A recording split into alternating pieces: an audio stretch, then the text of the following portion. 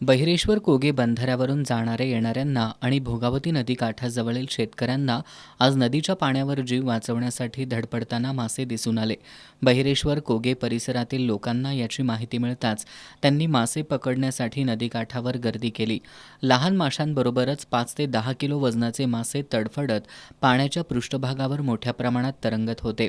हातानं मासे सहजरित्या पकडता येत असल्यानं लहान मुलांपासून वयोवृद्धांपर्यंत सर्वांनी मासे पकडण्यासाठी मोठी गर्दी केली होती.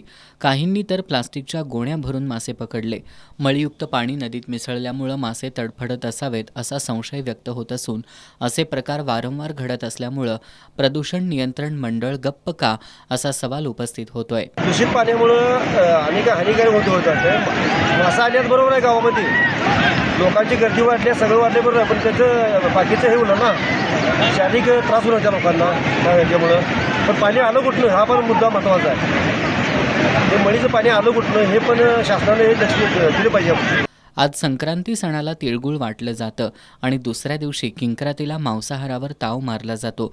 मात्र कोगे बहिरेश्वर गावातील अनेकांची या माशांमुळं आजच किंक्रांत साजरी झाली.